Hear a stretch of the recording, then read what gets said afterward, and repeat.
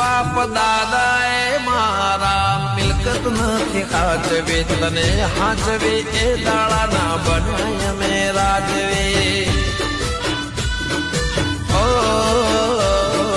નહીં ચડે કદી ઉદય મારા ઉમરે કેમ કે માતા મારી બધી વાત સાંભળે